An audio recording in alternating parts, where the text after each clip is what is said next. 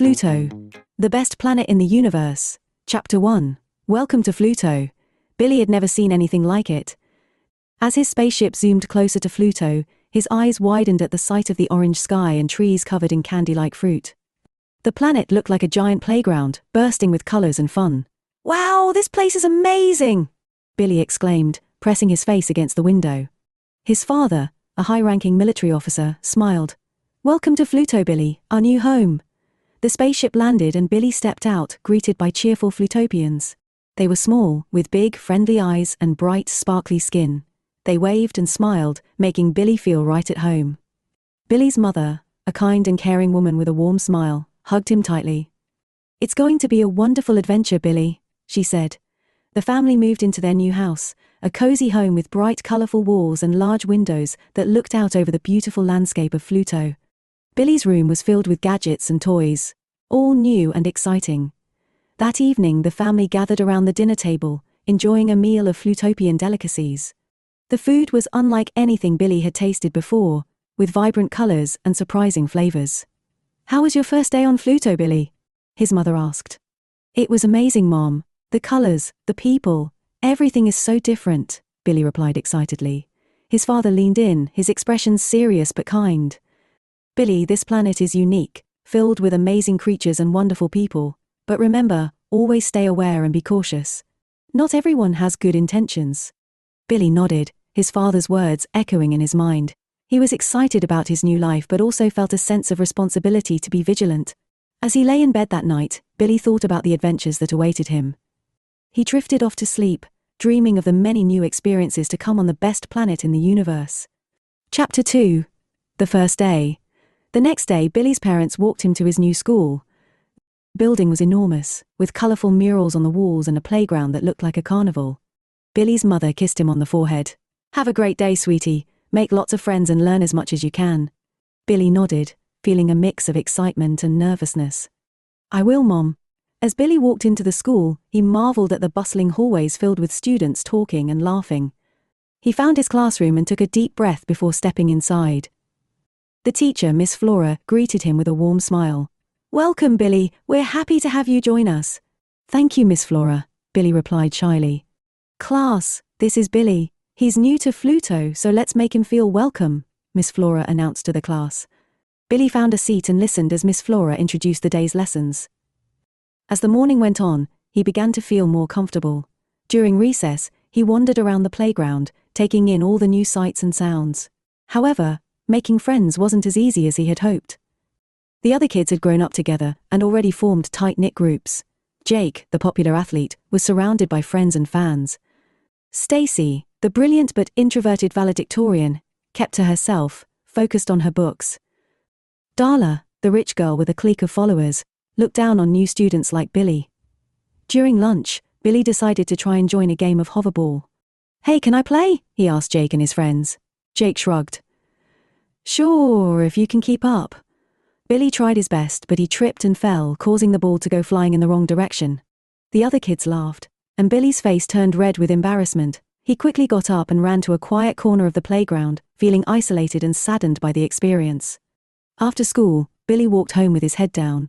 His parents noticed his sadness right away. "Billy, what happened?" his mother asked gently. "I tried to make friends, but I just ended up embarrassing myself," Billy said, his voice trembling.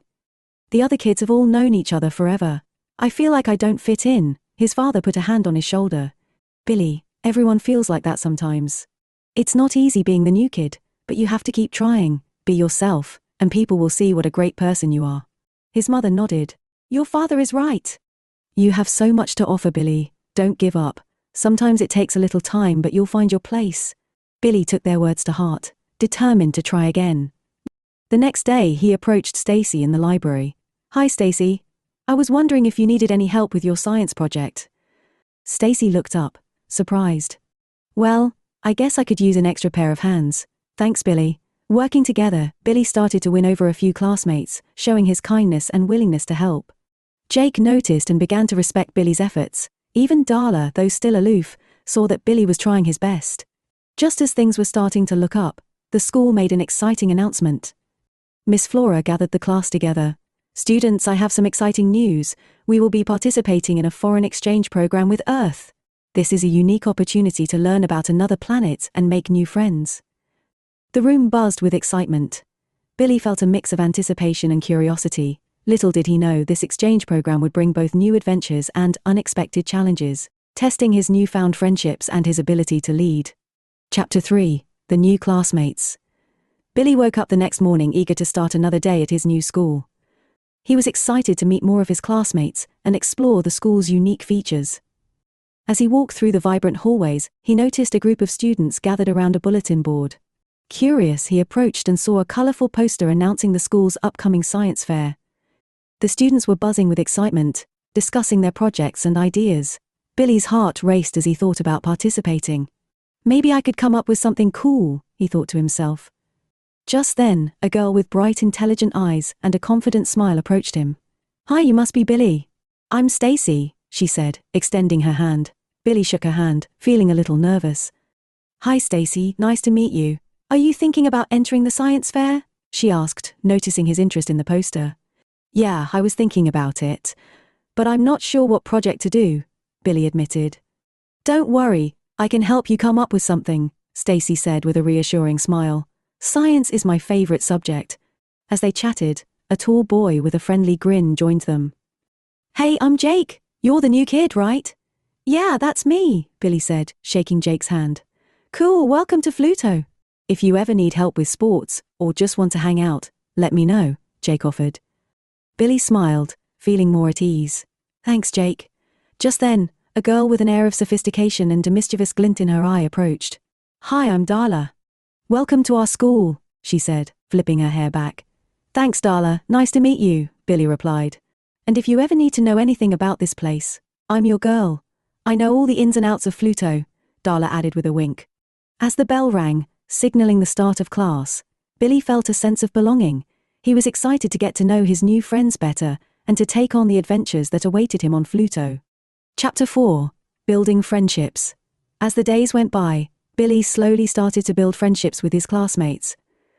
Stacy appreciated his help with the science project, and they spent many afternoons in the library working together. "Thanks for your help, Billy," Stacy said one day, looking up from her notes. "I couldn't have done this without you." Billy smiled. "I'm happy to help. Science is really interesting once you get into it." One afternoon, while working on their project, Stacy hesitated before speaking. "You know, Billy, you're different from the others. You're kind and genuine." Billy felt a warmth inside. "Thanks, Stacy. I'm just trying to be myself." Jake, the popular athlete, also began to notice Billy's determination. During gym class, Jake approached him. "Hey Billy, want to join us for a game of hoverball?"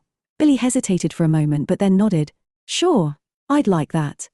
The game went much better this time. Billy didn't trip, and he even managed to score a goal. After the game, Jake gave him a high five. "Nice job, Billy." "You're getting better." Billy grinned. "Thanks, Jake. It's fun playing with you geese." Darla, on the other hand, was still a bit aloof, but she watched Billy's efforts with curiosity. One day after school, she approached him. "Hey Billy, you're really trying hard, aren't you?" Billy nodded.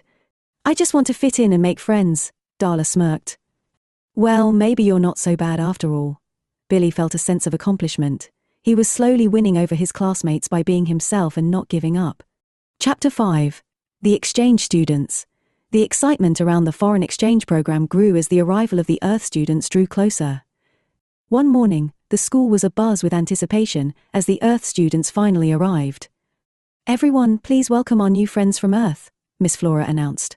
Billy watched as two Earth students, Ralph and Ryan, stepped forward. They smiled, but there was something about their demeanor that made Billy uneasy. "Hi everyone, we're excited to be here," Ralph said enthusiastically. Ryan added, "Yeah, it's a great opportunity to learn about Fluto and its amazing resources." During lunch, Billy and Carl sat together, observing the new students. "I don't trust them," Billy confided to Carl. "Something's not right," Carl nodded. "I feel the same way. We need to find out what they're up to." Ralph and Ryan started asking a lot of questions about Fluto's resources, which made Billy even more suspicious. One day, while passing by the science lab, Billy saw Ralph and Ryan talking with some of the other students, and their charm was evident. "Wow, you guys know so much about Earth and space," one student exclaimed. Ralph laughed. "Well, We've been studying for a long time. We want to make sure we learn everything we can about Fluto. Ryan nodded. Exactly. It's fascinating to see how different your planet is from ours. We're really grateful for this opportunity. Billy watched from a distance, feeling uneasy. He decided to stay close and listen. Later, Ralph and Ryan moved to a quieter corner. Billy, hidden behind a nearby pillar, strained to hear their conversation. Did you get those maps of the underground water sources? Ralph asked, glancing around to make sure no one was listening. Yeah, I got them, Ryan replied, pulling out a small device. It wasn't easy, but I managed to hack into their database. Ralph sighed, a look of concern on his face. I hope this will be enough to help our planet. Earth's situation is getting worse by the day. Ryan nodded, his expression equally worried. We have to be careful, Ralph. If they find out what we're doing, they might not understand. They might think we're trying to take over. Billy's heart pounded as he listened. He quickly recorded the conversation on his handheld device and rushed to meet his friends. That evening, Billy gathered Stacy, Jake, Darla, and Carl in the library. I overheard Ralph and Ryan. They're planning something with our resources, and it doesn't sound good, Billy said urgently. Stacy looked skeptical. Are you sure, Billy? They seem so nice and genuine.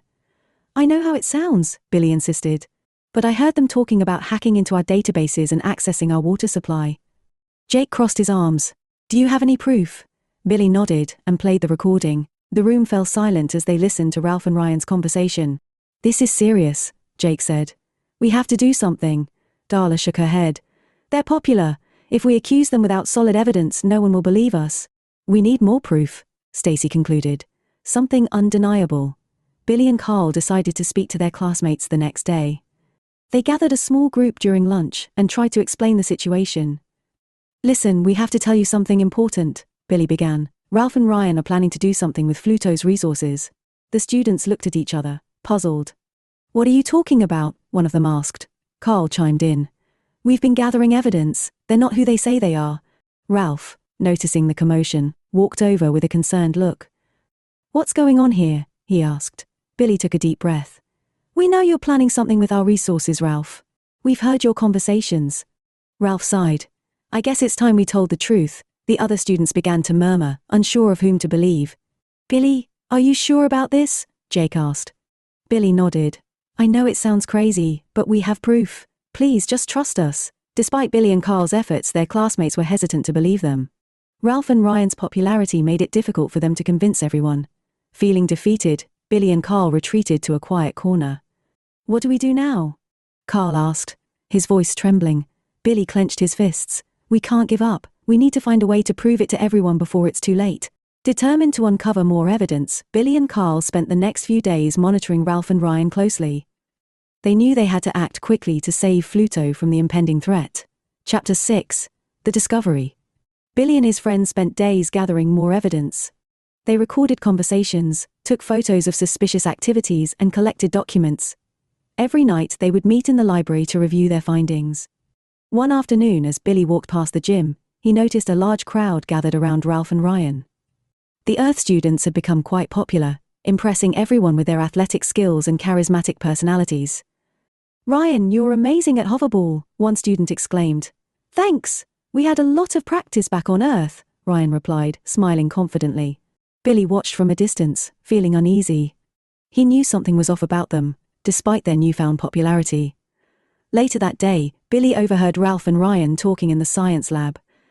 He quickly hid behind a corner and started recording their conversation. Hey Ryan, did you get those maps of the underground water sources? Ralph asked, glancing around to make sure no one was listening. Yeah, I got them, Ryan replied, pulling out a small device. It wasn't easy, but I managed to hack into their database. Ralph sighed. I hope this will be enough to help our planet. Earth's situation is dire. Ryan nodded. You have to be careful, Ralph. If they find out what we're doing, they might not understand. They might think we're trying to take over. Billy's heart pounded as he listened. He quickly recorded the conversation on his handheld device and rushed to meet his friends. That evening, Billy gathered Stacy, Jake, Darla, and Carl in the library. I overheard Ralph and Ryan. They're planning something with our resources, and it doesn't sound good, Billy said urgently. Stacy looked skeptical. Are you sure, Billy? They seem so nice and genuine. I know how it sounds, Billy insisted. But I heard them talking about hacking into our databases and accessing our water supply. Jake crossed his arms. Do you have any proof? Billy nodded and played the recording. The room fell silent as they listened to Ralph and Ryan's conversation. This is serious, Jake said. We have to do something. Darla shook her head. They're popular. If we accuse them without solid evidence, no one will believe us. We need more proof, Stacy concluded. Something undeniable. Chapter 7: The Plan. Billy and his friends devised a plan to gather undeniable evidence. They knew they needed something big that would force Sterling to take action. They decided to set a trap for Ralph and Ryan. We'll make them think they've succeeded, Billy explained. We'll let them believe they've accessed Fluto's most valuable resources. Stacy set up a fake data stream that appeared to show Ralph and Ryan gaining control over Fluto's resources. Jake and Carl staged a conversation about the security systems being down. The plan worked. Ralph and Ryan took the bait, accessing the fake data and revealing their true intentions in a series of recorded messages. We've got them, Stacy said, triumphantly holding up her tablet. One day, Billy hid behind a corner near the science lab and overheard Ralph and Ryan discussing their plans in detail. Did you see the data we accessed yesterday? Ryan asked, looking around cautiously. Yeah, Ralph replied. We need to get it back to Earth as soon as possible. The resources here are exactly what we need. Ryan nodded. Once we have access to the water and oil, we can start making real progress. Earth's leaders are counting on us. Ralph sighed.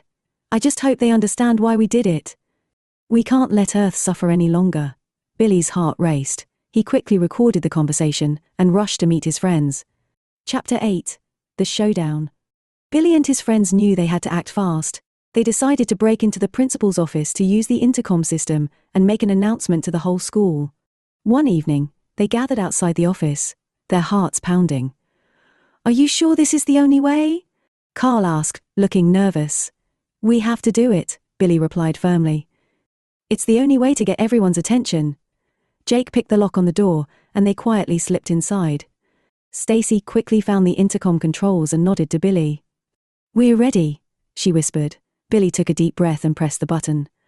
Attention, students and faculty of Fluto School, he began, his voice echoing through the hallways. This is Billy. We have urgent information that you all need to hear. As he spoke, the school came to a standstill. Students and teachers stopped what they were doing and listened intently. Ralph and Ryan, the Earth Exchange students, are planning something with Fluto's resources, Billy continued. We have evidence of their actions and conversations. Jake played the recording of Ralph and Ryan's conversation over the intercom. The shock and confusion were palpable as everyone listened. Sterling, our leader, has been aware of this, Billy said, his voice steady. We need to understand their true intentions. The intercom fell silent, and Billy could feel the weight of his words hanging in the air. Suddenly, the door to the principal's office burst open, and Sterling stormed in, his face red with anger. What is the meaning of this? He demanded. Billy stood his ground. We have the proof, Sterling. You can't deny it. The students and teachers began to gather outside the office, demanding answers. Ralph and Ryan were brought to the office, looking concerned but determined. We need to explain, Ralph said. It's true that we've been accessing Fluto's resources, but it's not for the reasons you think. Ryan stepped forward, his face filled with emotion. Please let me explain. Earth is in a terrible state.